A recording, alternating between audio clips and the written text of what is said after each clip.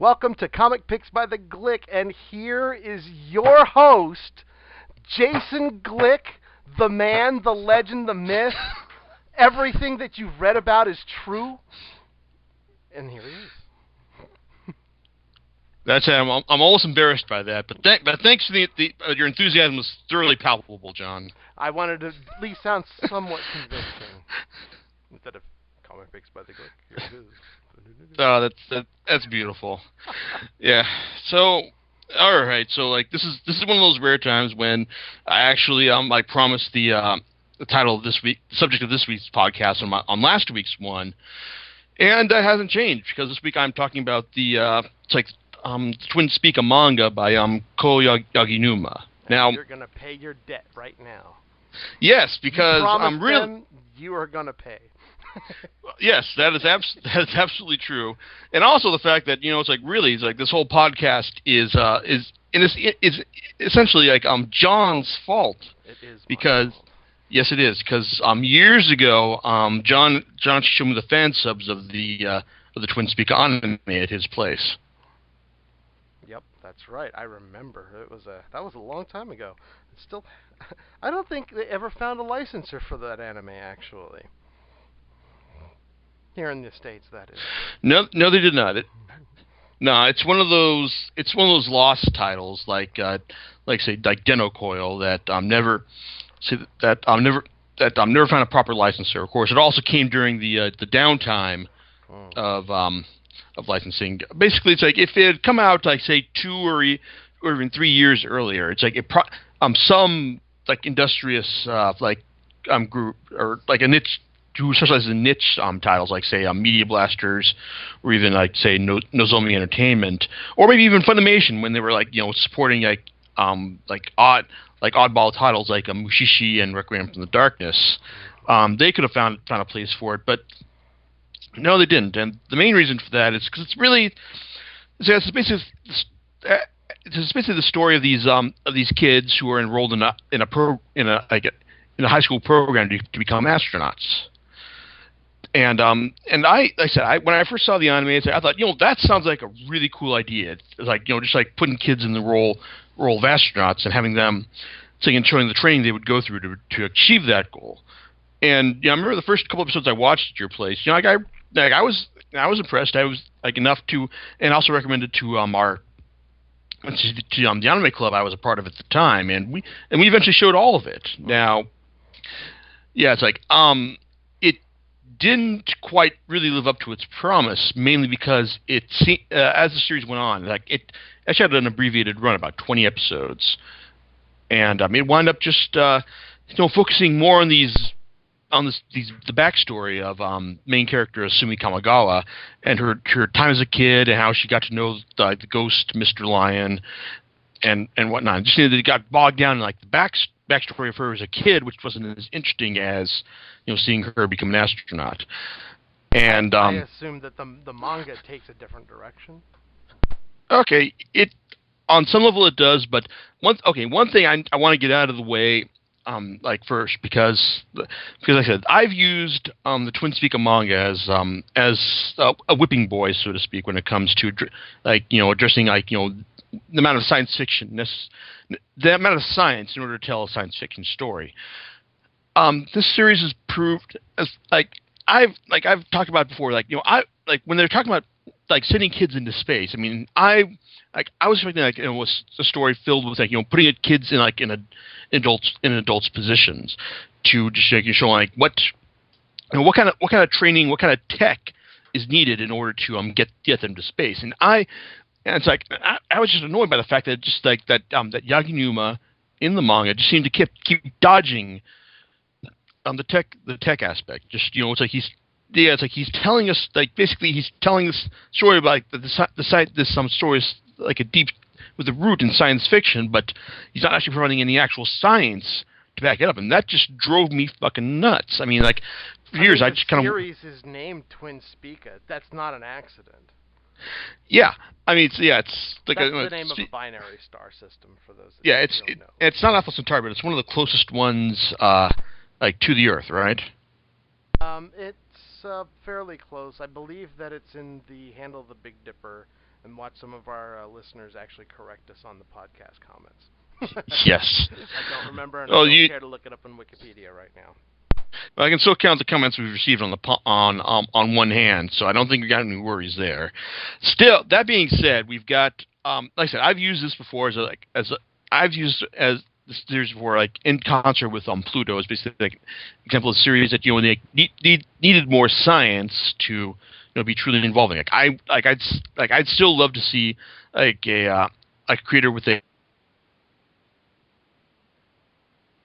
in hard science, like say Hiroki Endo of Eden, It's an Endless World, or even say Warren Ellis, if he wanted to do his own like a creator-owned series with Image or someone about kids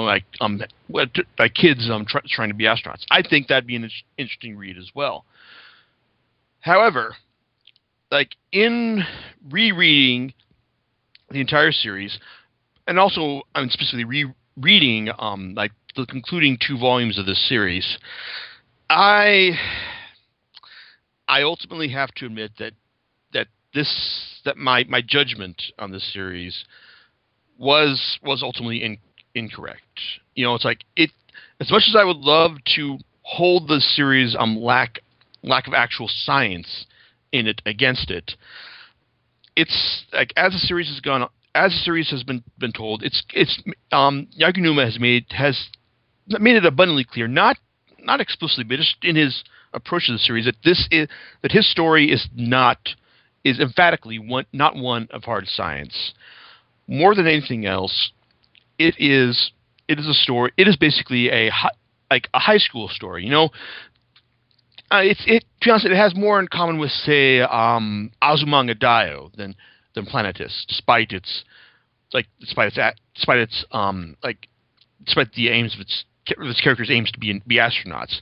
The astronaut angle helps set it apart, and the man does deliver on it as things go on. But we are not dealing with the hard science fiction story. It is not trying to be that. And ultimately, it's like I am not. It's like I was wrong and try to hold it to basically my own standards when basically the book is not trying to be that kind of story. So, like I said, I regret that.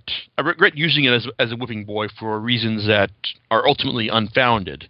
It's like in the wake of the series' conclusion, and over its overall execution, because even like I said, man may have no facility for hard science, but he is extremely good at developing his characters over the course of the series. Because, like I said, the main character, Sumi Kamigawa, she is she is a tiny she is a very short girl, but her dream basically ever since we've been introduced to her as a kid has been to be a rocket driver. And this comes in the wake of the fact that she was 1 year old when Japan's first manned rocket, the Lion, was launched and then crashed in the town of Uegahama. It's an story is rooted in unimaginable tragedy, but even though Sumi eventually lost her mother, it's like to this thing, and her dad was part of the crew that was part of the team that launched the Lion. Like she still has her dream, and this series is devoted to seeing it through. And it's like, and over the course of the series, we get to see that it really is like a standard high school tale of meeting true friends, getting to know her childhood friend Fuchuya better, meeting the bossy and outgoing Kei, the quiet and withdrawn Marika, who has a secret that is actually rooted in hard science, and the casual and easygoing Shu, who is the son of a politician who opposed the space program, but defies his father's wishes in both dyeing his hair, shaving his eyebrows, and trying to become an astronaut himself. The core relationship between these 5 characters forms the heart of the series through most of it, and I say more than anything else, even though it's a high story of the growth people go through high school. It's also a tale of just like of the amount of work that, necessary to achieving your dreams, because because being an astronaut isn't something you can properly half-ass. It's like, no, you have to. This is something you have to commit to, like from the very beginning. You've got as it's like when we're introduced as Sumi. I mean, we find she's got her astronaut ghost buddy, and I'll get into talking about his issues later on. But he's helping train her and telling her what she needs to do. Like she's training from like the age of 5 or 6. She's getting she's running each day, climbing stairs. We get to see her.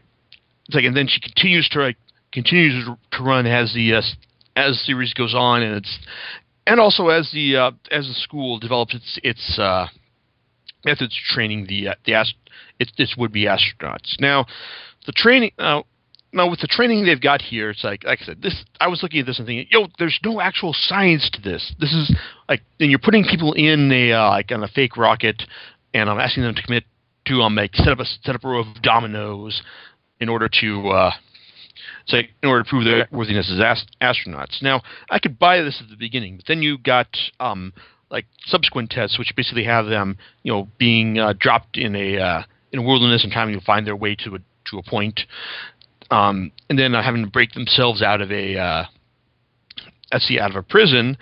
It's like, I mean, you're starting to think, okay, well, he's kind of man's kind of lost himself. I mean, what is he actually trying?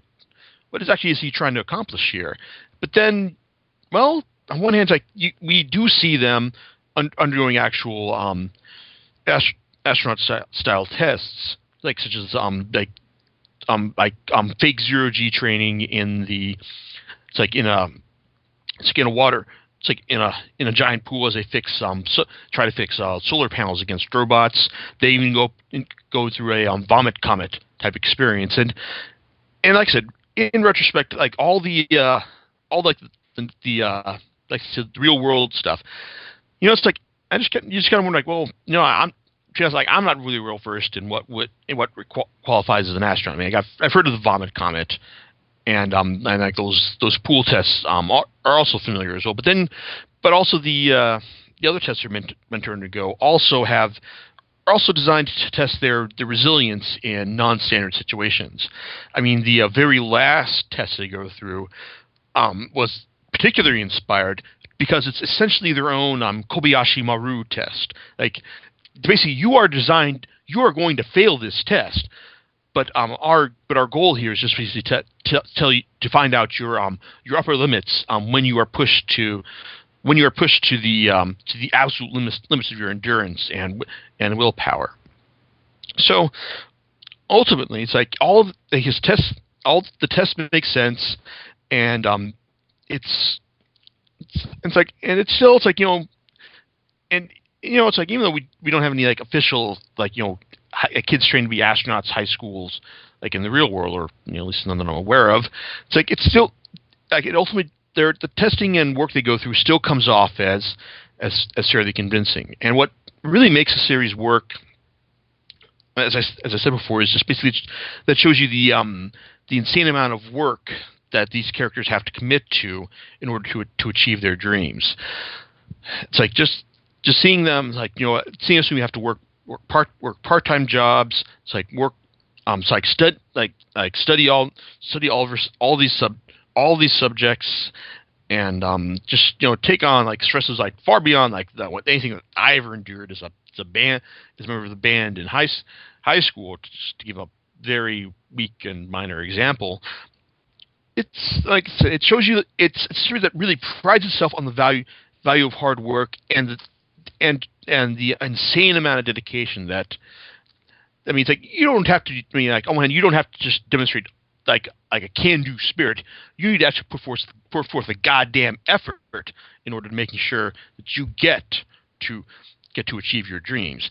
And even then, it's like, there's going to be sacrifices. I mean, you will have to leave your friends behind. You may not necessarily be competing against them, but there does come a point when you will have to like focus on what you can do versus what versus what they what they're able to do by themselves, and even when tragedy strikes, because as it does, like over the course, like in one particular instance at the end of volume 10, we find out that one of the main cast members has succumbed to what is best described as tragic hero or heroine syndrome.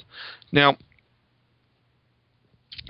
okay, now just want to go into a minute what I mean by that. And that's one of the series it would be one of the series weaknesses if it didn't actually lead to a very satisfying emotional payoff over to the end of the series. Because, see, I may have mentioned this before, but Monica, her dark secret is that she's a clone, and that's essentially one of the and like I said, I may have touched on this before in a previous podcast, but it's like I'm not going to harp on its scientific accuracy right now. But Yagi Numa actually uses the fact that her father, a giant in the pharmaceutical industry, has basically created her in the hope of trying to get his daughter back. But then, as she grows, as she wants to pursues her own dream of being an astronaut, she self-determinates into her own person, and her father eventually recognizes that I'm not going to get my daughter back. That is not going to happen. But really, it's like this girl that I've brought into. That I brought into this world in order to help try and replace her. She is really her own person, and I have to respect that. It's truly one of the most moving moments of the concluding volume. And like I said, and that shows you that it's that Yagi Numa's skill at creating characters and emotional connections that last throughout the series. Like I said, even when I was I'm most annoyed at the series when I was going on about, just oh, there's no science in this, blah, blah, blah. It's I was still invested in the characters, and that's why I still kept reading. However, rereading this series has also given me something else to be annoyed about, and that's the nature of Asumi's social ghost friend companion. Mr. Lion is the ghost of one of the astronauts who died in the crash of the rocket, the Lion, and he basically appears to her initially to at the beginning of the series, and he goes on to help train her in in being an astronaut, providing what could be described as absolutely critical training, from her from her young age that essentially allowed her to eventually realize her dreams.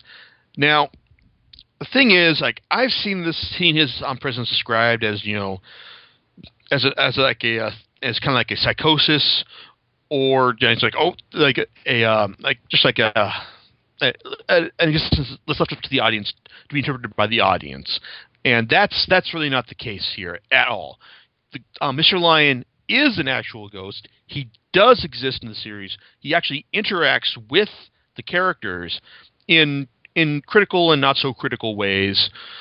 But he is an absolute presence here. And to be honest, he is not like a representation of Asumi's psychosis, if only for the fact that the series does not have a mean bone in its body. I mean, it's even when it's serving you up unimaginable tragedy, it's still, in some cases, it still gives you enough warning so that when it does strike, you realize that okay, I understand this was going to happen, and this is how it had to be. But he's not. But looking at his presence in the series, he is emphatically not a portion a representation of Asumi's psychosis by any means. The series, like I said, the series is not about that. But the problem is that his very presence, his training to her, really does undermine the series' message about the value of hard work and your own self-determination in order to achieve your dreams. That's and and like that, and that's disappointing. It's like it almost makes the series skew much younger than its intended audience would. Because I mean, like I said, they're dealing with a bunch of high school characters here, and so you would assume that it would be intended for this kind of audience, but really, it's going to appeal to much younger readers, as well as readers my age and around give or take a few years, who is able to look past this kind of stuff and recognize the series virtues for what they are. It's like, and also one thing, well, Yagayuma is certainly a competent artist. His style is certainly makes characters look about, say, 3 or 4 years younger than they're intended to be, because, like I said, everyone's in high school, but they look like they're, it's like they've just gotten out of grade school. That's the ding right there. But really, it's like I said, Mr. Lyon's presence. It's like I can understand that he wants to have Asumi have some sort of like a mentor character, someone who helps shape her role in going to space, but doing it this way like I said, it ultimately doesn't work. And well, I was never able to fully buy into it by the end. So, but still, it's like the series is, like I said, the series does have strong characters, has an incredibly positive message, and it's like its resolution in the end is truly heartwarming and a great validation of its themes. It's like ultimately I enjoyed it. Some people probably aren't going to be able to get past certain elements of it, but it's still. But I think it's still like a great series, for young readers, and old readers who haven't become thoroughly jaded cynics. Oh, one other thing I want to talk about, and I mentioned this on the blog about a year ago, is that around, let's see, it was Volume 7, Vertical. This is published by Vertical, and in further proof of how awesome these guys are, apparently the series wasn't quite selling to to the level they hoped, which on one level is a shame. But rather than say take the Dark Horse route and just say, yeah, we'll publish another volume once sales of the previous ones pay for it, they decided to just, okay, we're just going to start publishing 2 volumes at a time. And it's like, and like I said, their commitment to bringing out the entire series in this manner is nothing short of admirable. Like, these guys are my heroes for doing such a thing, and it's like, and they have my eternal gratitude for completing things in this manner. So, like I said, Vertical, you guys are awesome for that, and I certainly hope that that whatever you do next does sell better, that you don't have to do that, but. Still, I kind of wish you guys were publishing Eden rather than Dark Horse, or maybe I don't, because there were several spelling errors over the course of these 12 volumes. Granted, I could probably count them on both hands, but still, you guys are professionals. You should know better. Absolutely. Yes. But we do admire their effort trying to get this stuff out, but still. Yeah. Anyway. So I think it's disappointing, but it's a necessary compromise, as opposed to not being able to read this series at all. Mm-hmm. Exactly. And will that be it for tonight? Yes, that will be it. So, like I said, I like the series, not for everyone, but still thoroughly entertaining on its own merits. And like I said, it got me to change my mind and admit I was wrong. So that's more power to it right there. So you're going to promise another series for next week? Well, it's like, let me just say that if I don't write up my thoughts on Flashpoint by in 2 weeks, then you can expect to read my thoughts. Then I'll certainly talk about that here. But aside from that, well, it's like, we'll see if something more compelling doesn't present itself in between then. All right. Well, until then, I guess that'll be it for tonight, and we're signing off. I'll talk to you. We'll talk to you later. All right, night, everyone. All right. Good night. Bye.